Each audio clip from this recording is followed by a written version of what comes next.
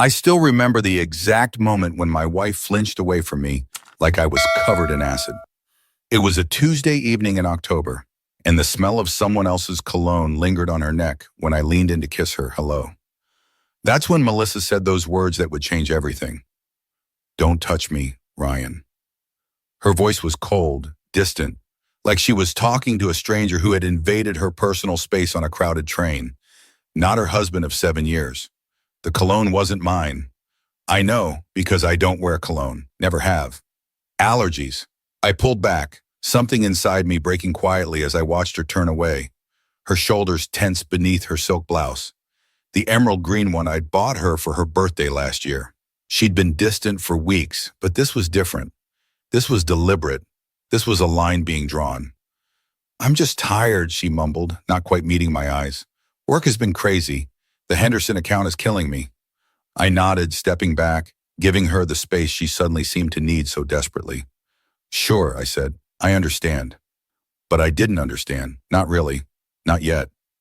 That night, I lay awake beside her, listening to her breathing. It wasn't the deep, rhythmic sound I'd grown accustomed to over our years together. It was shallow, controlled, the breathing of someone pretending to be asleep. Her phone buzzed once on her nightstand, then again. She didn't move, but I saw her eyelids flutter in the dim light filtering through our bedroom curtains. I didn't reach for her phone. I didn't need to. Not yet. But I knew. You know how people talk about their gut feeling? That primal instinct that alerts you to danger before your conscious mind can process it? Mine was screaming at me, a silent alarm blaring through my entire body. But I've never been one for dramatic confrontations or explosive outbursts. That's not how I process things. So I watched, and I waited. The next morning, Melissa was up early, which was unusual for her. Normally, I'm the one who makes coffee, who starts the day while she burrows deeper under the covers, groaning about needing just 5 more minutes.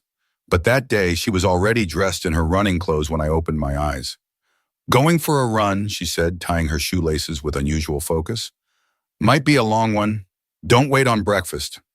It was 5:30 a.m. In 7 years of marriage, I had never known Melissa to voluntarily wake up before 7 unless the house was on fire. "Okay," I said, my voice still rough with sleep. "Have a good run." She didn't kiss me goodbye. She didn't even look at me. After the front door closed, I lay there for exactly 3 minutes before sliding out of bed. I moved to the window and watched as she got into her car, not running shoes, but heels clicking on the pavement. She wasn't going for a run. She was meeting someone. That's when I made a decision. I wasn't going to confront her in a tear-filled rage. I wasn't going to throw accusations around or demand explanations. I was going to know for sure before I said a word. I showered quickly, dressed in jeans and a dark blue sweater, and followed her. Not in my car. She would have recognized it immediately. I called an Uber and asked the driver to follow the silver Audi about a quarter mile ahead of us. "Everything okay, man?" The driver, a guy named Kevin with a thick mustache and kind eyes, asked me. "Just need to confirm something," I replied, keeping my eyes fixed on Melissa's car as it turned onto the highway. Kevin gave me a knowing look in the rearview mirror. "Been there," he said quietly. "Hope you're wrong." "Me too," I whispered, though I knew I wasn't. Melissa drove for 30 minutes, eventually pulling into the parking lot of the Lakeside Hotel, a place known for its discretion and its expensive rooms with views of the water. Not the kind of place you go for a business meeting at 6 a.m. I asked Kevin to drop me off across the street. "Want me to wait?" he asked. I shook my head. "I might be a while." Kevin hesitated, then scribbled something on a receipt and handed it to me. "My number. Call if you need a ride back or someone to talk to." I tucked the paper into my pocket and thanked him. It was a small kindness, but it nearly broke me. Funny how that works. You can hold yourself together through the big things, but it's often the small moments of unexpected humanity that threaten to unravel you.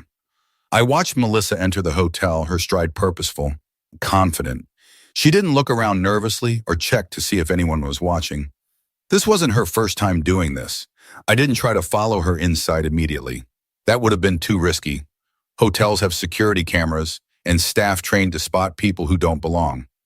Instead, I walked around the building studying the layout.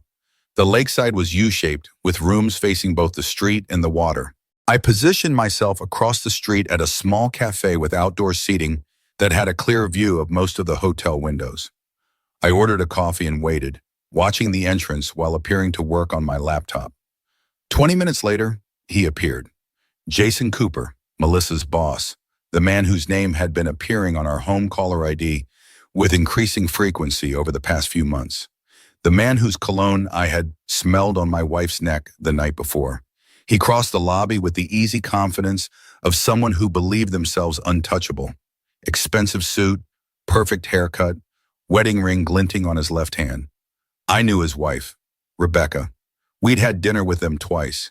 She collected vintage teacups and laughed too loudly at her own jokes. They had twin daughters in college. I watched him enter the hotel, knowing exactly where he was going. There was no need to find out the room number or risk exposure by lurking in hallways. I could confirm what I needed from right where I sat. Sure enough, 15 minutes later, I saw them. Fourth floor, corner room with balcony facing the lake. They didn't bother to fully close the curtains, another sign of their arrogance, their certainty that no one would be watching. I could see Melissa's silhouette moving about the room, then Jason's joining hers. I took out my phone and used the camera's zoom to capture several clear photos. Not explicit enough to be vulgar, but damning nonetheless. Them embracing by the window, her distinctive emerald blouse falling to the floor, his hand on the small of her back, guiding her toward the bed. It was enough. More than enough. I left money for my coffee and walked away, each step heavy with the weight of certainty. I didn't confront Melissa when she returned home 3 hours later, flushed and claiming she'd had such a great run, you should have seen the sunrise over the lake. I didn't mention that I knew she'd seen that sunrise through the windows of room 412 at the Lakeside Hotel, with her boss's hands on her body instead of mine. "How was your run?" I asked casually, not looking up from my laptop. She hesitated for just a fraction of a second. "Good," cleared my head. I nodded, still not meeting her eyes. "There's coffee." "Thanks," she said, pouring herself a cup. "What time is your thing with Ethan tonight?" "My brother's name is Daniel. Ethan is my cousin who lives in Seattle. We haven't spoken in 2 years. 7, I replied, as if everything was normal, as if I didn't know. "Probably won't be home until late." "That's fine," she said quickly. Too quickly. "I have a lot of work to catch up on anyway. Might just stay at the office." "Sure," I said, finally looking up at her.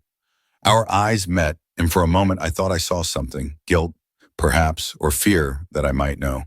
But then it was gone, replaced by the careful mask she'd been wearing for weeks now. "I should get going," she said, glancing at her watch. The same gesture I'd photographed at the hotel.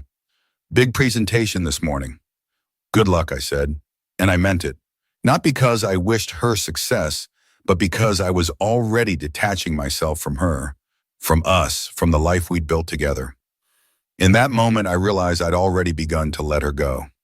After she left, I sat in our quiet kitchen for a long time, staring at the wedding photo we kept on the refrigerator. Us on a beach in Hawaii, sunburned and laughing, her white dress billowing in the wind, my arms wrapped around her waist. We looked happy. Maybe we were then. I called in sick to work, the first time I'd done so in 3 years. Then I called my brother Daniel. "I need to talk to you," I said when he answered. "In person, and I need you not to ask questions right now." Daniel, to his credit, didn't hesitate. "My place, 1 hour." My brother lives in a small apartment across town, the kind of bachelor pad that perpetually smells like pizza and gym socks. When I arrived, he took one look at my face and handed me a beer without saying a word. "Melissa's cheating on me," I said, after taking a long swallow. The words felt strange in my mouth, foreign and bitter. Daniel didn't look surprised. That was its own kind of pain. "You knew?" I asked. He sighed, dropping onto the couch beside me. "I suspected, the way she's been acting at family dinners, the way she barely looks at you anymore." I didn't want to say anything without proof. "I have proof," I said, pulling out my phone and showing him the pictures I'd taken. I told him everything, the cologne, the fake running trip, Jason Cooper. "What are you going to do?" Daniel asked when I finished. "Confront her?" I shook my head. "No, that's what she'd expect. A big blow-up, tears, accusations. It would almost be a relief for her, I think, to have it all out in the open." So what then? I took another drink of my beer, the plan forming in my mind as I spoke. I'm going to give her exactly what she's been wanting. Distance. Space. I'm going to become the ghost she's been treating me like. Daniel looked skeptical. You're just going to, what, ignore her? Not exactly, I said. I'm going to mirror her. Everything she's done to me, I'm going to do to her. The emotional withdrawal, the excuses, the absence, but I'm not going to give her the satisfaction of knowing why. She didn't give me that courtesy. That sounds cold, Daniel said carefully. I laughed, a hollow sound that surprised even me. Is it any colder than what she's doing? Lying to my face every day? Planning to use me as her alibi while she sleeps with her boss tonight? Daniel was quiet for a moment. No, he finally said. I guess it's not. That night I didn't go home. I texted Melissa at 6:30 p.m. Running late with Ethan, don't wait up. She replied almost instantly. No problem, swamped at work anyway. Might crash at Jen's if it gets too late. Jen is her friend who lives downtown. I knew Melissa wouldn't be at Jen's apartment that night. She'd be in room 412 at the Lakeside Hotel or somewhere similar with Jason Cooper. I stayed at Daniel's that night, sleeping on his lumpy couch, staring at the ceiling until the early hours of the morning. Not because I was heartbroken, though I was, but because I was planning, calculating, preparing for what came next. The next morning I went home early, arriving just as Melissa was getting out of the shower. She startled when she saw me sitting at the kitchen table. You scared me, she said, clutching her towel tighter. I didn't hear you come in. Sorry, I replied, not sounding sorry at all. How was work? Exhausting, she said, the lie coming easily to her now. Ended up at Jen's around midnight. I nodded, taking a sip of my coffee. I canceled our dinner plans with the Wilsons on Saturday. The Wilsons were our closest friends as a couple, monthly dinner dates for years. Melissa looked genuinely surprised. Why with him? She asked. We've had that plan for weeks. I shrugged. Didn't feel like it anymore. Ryan, what's going on with you? She asked, and I could hear the first note of concern in her voice. Not concern for our marriage or for my feelings, but concern that I might be disrupting the careful balance she'd created, the one that allowed her to have her affair while keeping her comfortable life with me intact. Nothing, I said, standing up. I'm just tired. Work has been crazy. I parroted her own excuse back to her, watching as recognition flickered in her eyes. Over the next 2 weeks, I implemented my plan with methodical precision. I canceled small things that were important to Shira, the reservation at her favorite restaurant for our monthly date night, the couple's massage she'd been looking forward to, the weekend trip to her parents' lake house. I started working late, sometimes not coming home until she was already asleep. I stopped asking about her day. I stopped touching her entirely. No goodbye kisses, no hand on the small of her back as we passed in the hallway, no reaching for her in bed at night. I became the husband she had turned me into, and it was driving her crazy. Are you mad at me? She finally asked one night, cornering me in our bedroom as I changed for bed. I looked at her with the same blank expression she'd been giving me for months. No, why would I be mad? You've been acting strange, distant. Have I, Mom? I asked mildly. I hadn't noticed. She frowned, crossing her arms over her chest. Ryan, if something's bothering you, just say it. Don't play games. The irony of her statement was almost enough to make me break character, to laugh in her face or scream or throw something against the wall. But I didn't. I stayed calm, collected. Nothing's bothering me, I said. I'm just focused on other things right now. What other things? She demanded, a hint of panic creeping into her voice. This was new territory for her, me being the emotionally unavailable one, her having to chase my attention. I shrugged. Work, life, the future. Our future, she pressed, taking a step toward me. I deliberately sidestepped her, moving toward the bathroom. I'm going to take a shower. I closed the door before she could respond, leaning against it and listening to her frustrated sigh on the other side. This wasn't about revenge, not really. It was about reclaiming my dignity, my agency in a situation where she'd left me powerless. Meanwhile, I was making moves she knew nothing about. I'd been approached by a competing firm 6 months earlier, but had turned them down out of loyalty to my current company. I reached out to my contact there, letting them know I was now interested if the offer still stood. It did, with a significant salary increase and the chance to lead my own team. I accepted, setting a start date for 1 month later. When it came to my career, I had always played it safe, choosing stability over risk. Now, with my personal life in shambles, I found myself willing to take chances I'd previously avoided. I also consulted discreetly with a divorce attorney, wanting to understand my options before making any irreversible decisions. The attorney, a sharp-eyed woman named Catherine Mercer, reviewed our finances and advised me on how to protect myself. Document everything, she told me, and start separating your finances now, subtly, not hiding assets. That's illegal and unethical, but ensuring you have your own accounts, your own credit, your own safety net. I took her advice, opening a new account at a different bank and redirecting a portion of my paycheck there. I made digital copies of all our important financial documents and stored them securely in the cloud. I started cataloging our assets, determining what was jointly owned versus individually acquired. The affair continued, of course.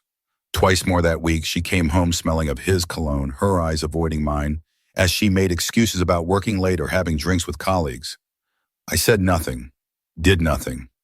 I simply observed, cataloging each lie, each betrayal, building my case in silence. One evening, I ran into Carla from HR in the elevator at work.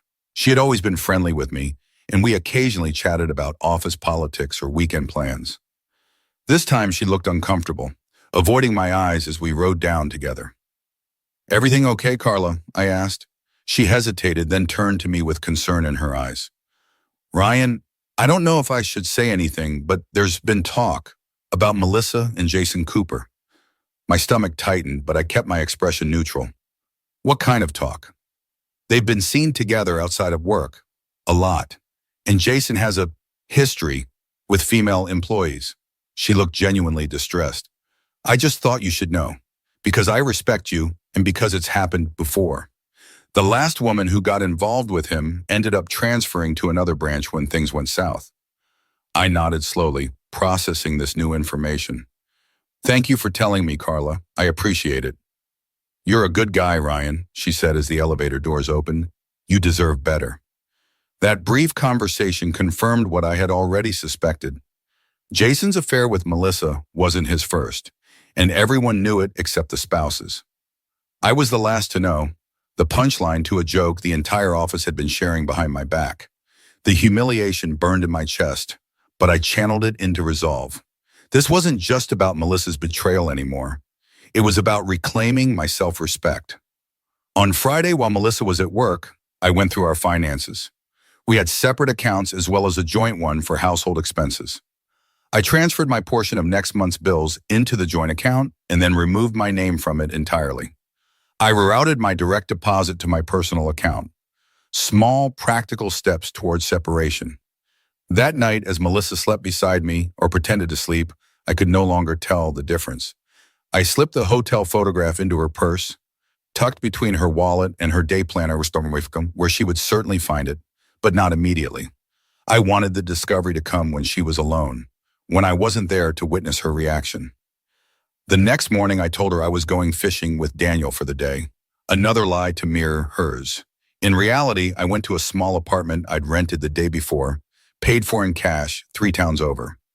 I spent the day setting up my new life, buying basic furniture, transferring utilities into my name, arranging for my mail to be forwarded to a P.O. box.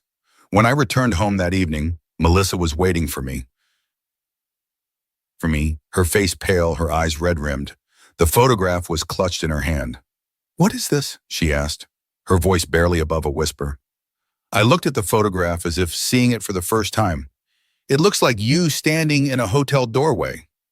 "Why do you have this?" she demanded, her voice rising. "Have you been following me?" I didn't answer her question. Instead, I asked my own. "How long have you been sleeping with Jason Cooper?" The color drained from her face. For a moment, she looked like she might deny it, might try to spin some elaborate explanation for why she was at a hotel at 6 a.m. on a Tuesday. But then her shoulders sagged, the fight going out of her. It's not what you think, she said weakly. I laughed, the sound harsh in our quiet living room. It's exactly what I think, Melissa. You've been having an affair with your married boss for, what, months now, while lying to my face every day, while flinching away from my touch as if I disgusted you, while using me as your alibi so you could meet him at hotels. Ryan, please, she said, tears spilling down her cheeks now. We can work through this. It was a mistake. It didn't mean anything. If it didn't mean anything, why did you do it? I asked, genuinely curious. Was it worth it? Throwing away 7 years of marriage for someone who's never going to leave his wife for you? Her head snapped up. How do you know he won't leave Rebecca? And there it was, the truth she hadn't meant to reveal. She wasn't sorry about the affair. She was sorry she'd been caught before her plan, whatever it was, could come to fruition. He won't, I said with certainty. Men like Jason don't leave their wives for their subordinates. It's bad for their image. And even if he did, he'd cheat on you too. He has a history, Melissa. You're not the first. Did you really not know that? She blinked, confusion crossing her features. What are you talking about? Ask around your office. Ask Carla and Jason Cooper has a pattern. You're just the latest in a long line of women he's seduced and discarded. Congratulations on making the team. My words hit her like a physical blow. She staggered backward, sinking onto the couch. You're lying, she whispered, but I could see the doubt in her eyes. Why would I lie? I asked. What would I gain from that? You're the one who's been lying, Melissa, for months. To me, to yourself, probably to him too. Does Rebecca know yet? Or are you both still pretending this is just between the two of you? Melissa's face crumpled, her carefully constructed narrative falling apart around her. I love him, she said, her voice small and broken. It was the final blow, worse than finding the affair, worse than the lies and the betrayal. She loved him, while married to me. Then I hope you'll be very happy together, I said, my voice remarkably steady despite the earthquake happening inside me. But you'll be building that happiness without me. I turned and walked toward the door, unable to stay in that house with her for another minute. Where are you going? She called after me, panic in her voice. Out, I replied, using the same vague, dismissive tone she'd been using with me for months. Don't wait up. I spent that night in my new apartment, lying on a mattress on the floor, staring at the unfamiliar ceiling. I should have felt devastated, broken. Instead, I felt oddly at peace. The worst had happened, and I had survived it. In the morning, I called our mutual friend Steve, asking him to meet me for coffee. Steve has known both of us since college. He was the one who introduced us at a Halloween party 10 years ago. Melissa's been cheating on me with her boss, I told him bluntly after we'd sat down with our drinks. I found out a few weeks ago we're getting divorced. Steve's jaw dropped. Holy shit, Ryan, I'm so sorry. Are you sure? Maybe there's been some misunderstanding. I showed him the hotel photograph. No misunderstanding. She admitted it last night. Steve shook his head, looking genuinely stunned. I never would have thought. Melissa, of all people, what are you going to do? I've already done it, I said. I've moved out. I've separated our finances. I'll be filing for divorce next week. Just like that? Steve asked. No fighting for the relationship? I sighed, trying to find the words to explain my decision. There's nothing left to fight for, Steve. The woman I married doesn't exist anymore. Maybe she never did. Steve was quiet for a moment, digesting this. What can I do? He finally asked. How can I help? I need you to do something for me, I said, and it's going to sound strange. I explained what I wanted, for Steve to post anonymously about the affair on a local community forum. Not with names, not with the photograph, nothing that could be traced back to me or to Melissa directly. Just enough details that people in our social circle would connect the dots. Why? Steve asked, clearly uncomfortable with the idea. Why not just let it go? Because Melissa is already spinning a narrative, I explained. She called Jen last night after I left. Told her I'd been emotionally abusive, that I'd been tracking her movements, that she was afraid of me.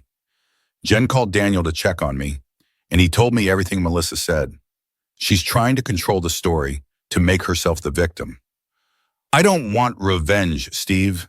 I just want the truth to be known. Steve hesitated, then nodded slowly.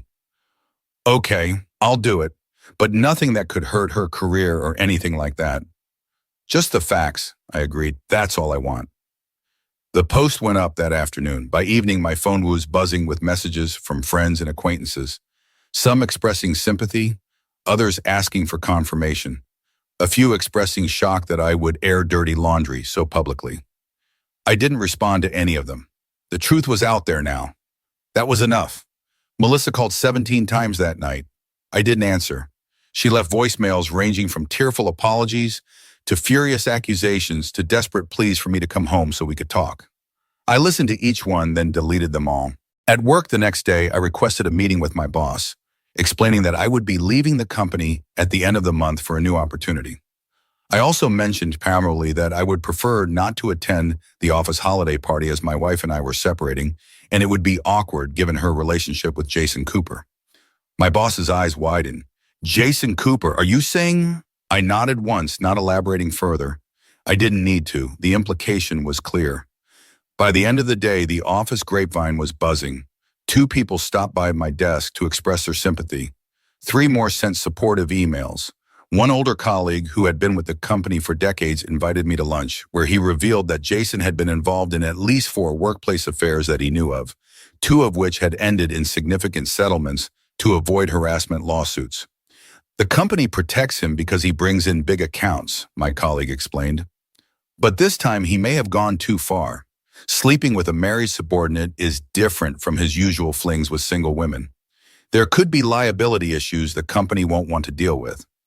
I nodded, taking in this information without commenting. I hadn't intended to create professional consequences for either Melissa or Jason, but I wasn't going to shield them from the natural results of their choices either.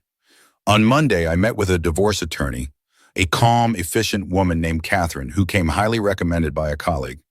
I laid out the situation, explaining that I wanted a clean, fair split with minimal drama. No children, reasonable assets, short marriage duration, Catherine mused, making notes. We should be able to handle this without too much complication. Unless she contests? She might, I admitted. She's not taking this well. Catherine's eyes met mine over her glasses. They rarely do when they're the ones at fault, but infidelity is pretty straightforward in terms of fault. If she's smart, she'll accept a reasonable settlement and move on. The divorce papers were delivered to Melissa at her office 2 days later. A petty move, perhaps, but I wanted Jason Cooper to know that his actions had consequences. By that evening, the story had spread through our entire social circle. The sympathetic glances Melissa had been receiving, poor Melissa, married to controlling, paranoid Ryan, had turned to whispers behind her back. The narrative she tried to create had collapsed under the weight of the truth. She showed up at Daniel's apartment that night, clearly having figured out where I might be staying. Daniel called me as she was pounding on his door, demanding to speak to me. Don't let her in, I told him. Don't engage at all. She's causing a scene, Daniel said, sounding stressed.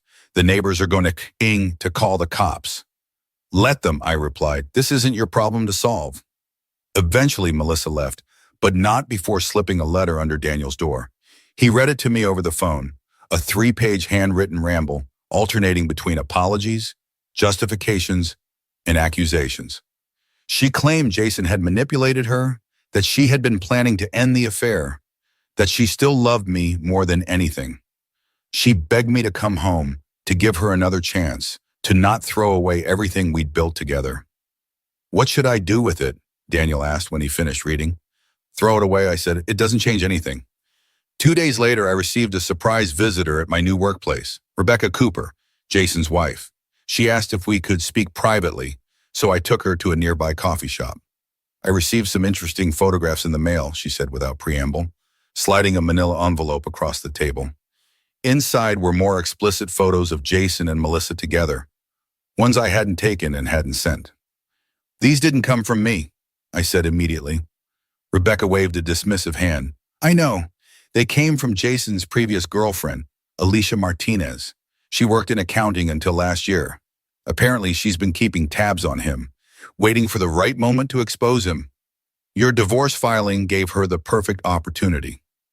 I was stunned. I'm sorry. Don't be, Rebecca said, a steely glint in her eye. I've known about Jason's activities for years. I chose to look the other way because it was easier than confronting the truth. But this is different. Melissa isn't some naive intern or new hire. She's a married woman who knowingly entered into an affair with my husband. Neither of them deserves protection. What are you going to do, Baez? I asked. I've already done it, Rebecca replied.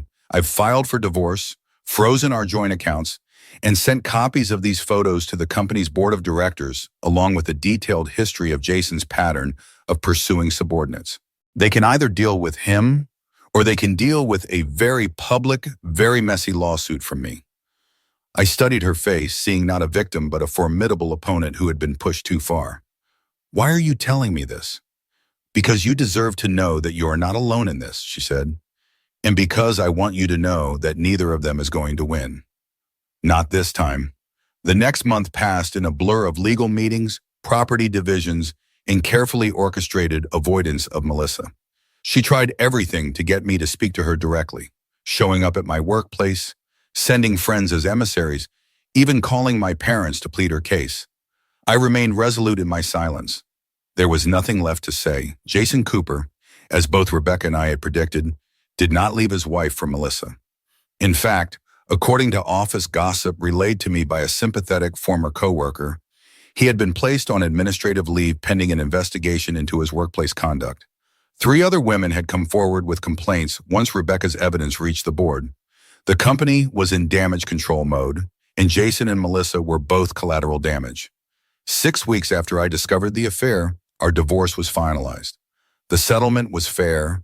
We each kept our own retirement accounts and personal possessions, sold the house and split the proceeds, divided our joint savings. No alimony, no ongoing entanglements. A clean break. I signed the papers without emotion, watching as Melissa did the same, tears streaming down her face. It was the first time I'd seen her in person since the night I'd walked out. She looked smaller somehow, diminished. Is this really what you want? She asked as we left the attorney's office, standing too close to me in the parking lot. To end things like this? Without even trying? I looked at her for a long moment. This isn't what I wanted, Melissa. I wanted our marriage to work. I wanted you to be the person I thought you were, but we don't always get what we want. I still love you, she whispered, reaching for my hand. I stepped back, maintaining the distance between us. No, you don't. You love the life we had, the stability, the comfort. But you didn't love me enough to be faithful or honest, and I don't love you enough anymore to forgive that. So that's it? She asked, a hint of the old Melissa, sharp, challenging, breaking through her tears. 7 years and you can just walk away without looking back? I shook my head.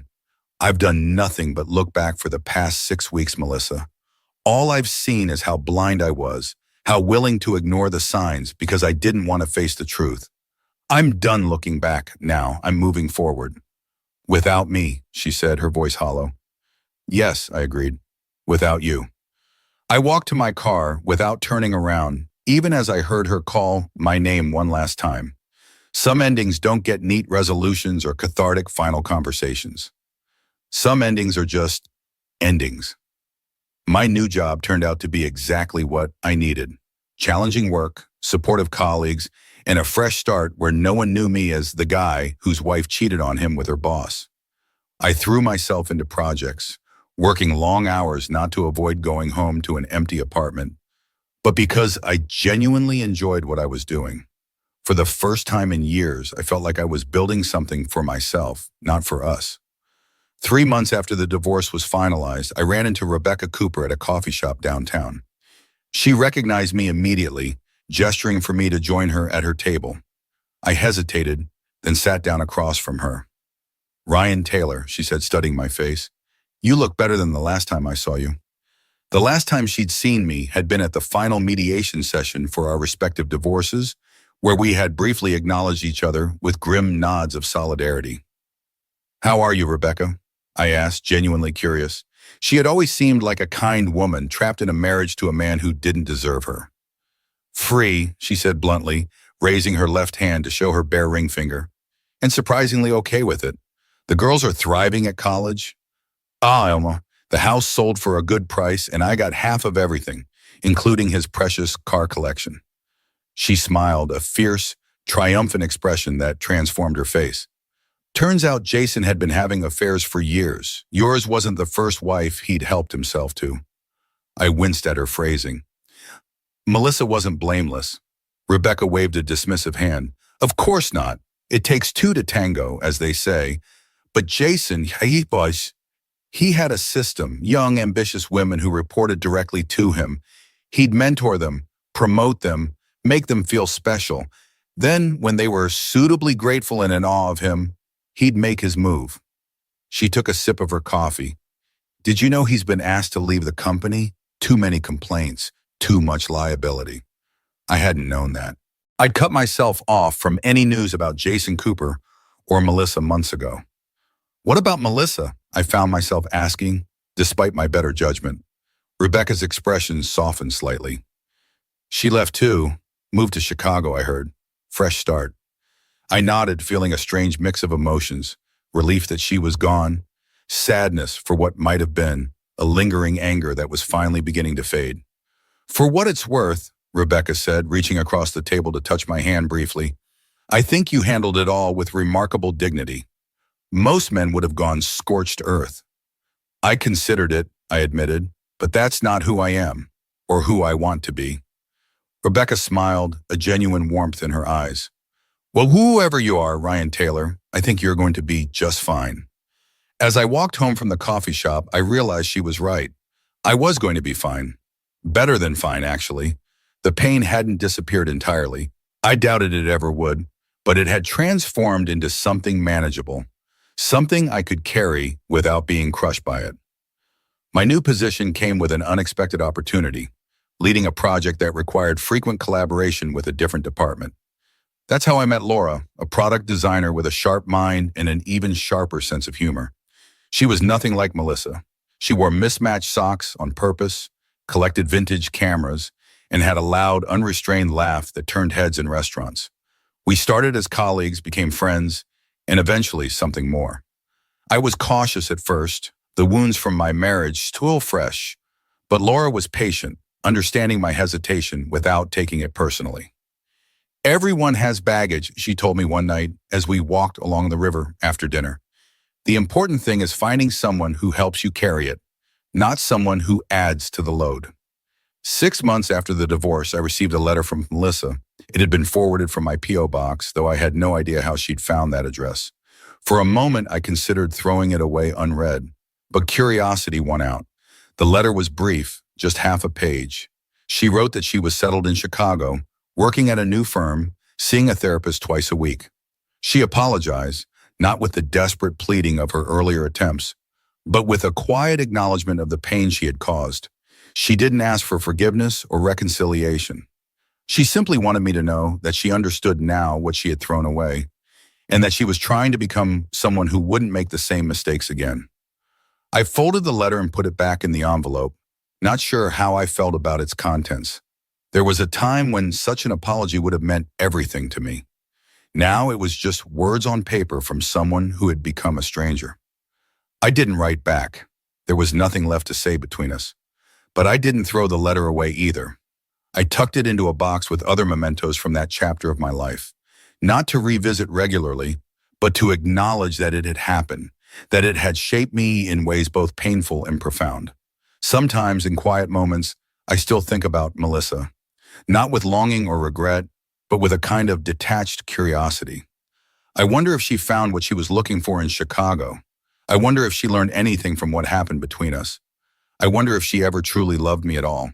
But these thoughts come less frequently now, less intensely. They're being replaced by new memories, new hopes, new plans for a future I couldn't have imagined a year ago. Last week I ran into Jen, Melissa's old friend, at the grocery store. She looked uncomfortable when she saw me, shifting her weight from foot to foot as we exchanged awkward pleasantries in the produce section. Have you heard from her? Jen finally asked, unable to contain her curiosity. Yes, I said truthfully. She wrote me a letter. Jen nodded, chewing her lip. She calls me sometimes, late at night usually. She sounds lost. I didn't know what to say to that. I felt a twinge of something, not satisfaction at her unhappiness, but a sense of justice, perhaps. Actions have consequences. Choices have costs. She asks about you, Jen continued, watching my face carefully. If you're seeing anyone, if you ever talk about her, what do you tell her? I asked. The truth, Jen replied, that you seem happy, that you've moved on. I nodded, appreciating her honesty. I have moved on, Jen. I hope she does too. As I walked away, Jen called after me. She regrets it, what she did. She says it was the biggest mistake of her life. I paused, turning back to face her. It probably was, I agreed, but that doesn't change anything. And it doesn't. All the regret in the world can't undo the past. All the apologies can't rebuild broken trust. All the tears can't wash away the choices we make and the pain we cause. Melissa made her choice. I made mine. We both have to live with the consequences. But here's the thing about consequences. They're not always punishments. Sometimes they're opportunities disguised as endings. Sometimes what feels like the worst thing that could happen to you turns out to be exactly what you needed to become the person you were meant to be. The day after running into Jen, I took Laura to dinner at a new restaurant overlooking the city. As we sat across from each other, the soft candlelight catching in her dark hair, I realized something profound. I wasn't carrying the weight of my failed marriage anymore. I wasn't defining myself by Melissa's betrayal or my response to it. I was simply present, enjoying the company of someone who saw me clearly and liked what she saw. What are you thinking about? Laura asked, catching me staring at her. The future, I said honestly, and how sometimes you have to lose what you thought you wanted to find what you actually need. She smiled, reaching across the table to take my hand. That's very philosophical for a Tuesday night. I have my moments, I replied, squeezing her fingers gently. Later that night, as we walked back to my apartment, our apartment now, really, though we hadn't officially moved in together, Laura asked me a question that caught me off guard. Do you ever worry that what happened with Melissa might happen again? With us, I mean. I stopped walking, turning to face her under the glow of a street lamp. I used to, I admitted. For a long time, I thought I'd never trust anyone again, that I'd always be waiting for the other shoe to drop. And now, she pressed, her eyes searching mine. Now I realize that living that way isn't really living at all, I said. I can't control what other people do. I can only control how I respond. And I choose to believe in the possibility of something good, even knowing it might hurt again someday. Laura's smile was soft, understanding. That's very brave. I shook my head. It's not brave, it's necessary. The alternative is to close yourself off completely, and that's no way to live. As we continued walking, hand in hand beneath the stars, I thought about the journey that had brought me here, from the man who heard his wife say, "Don't touch me," and felt his world collapse, to the man who walked away without a word and rebuilt his life from the ashes of what was lost.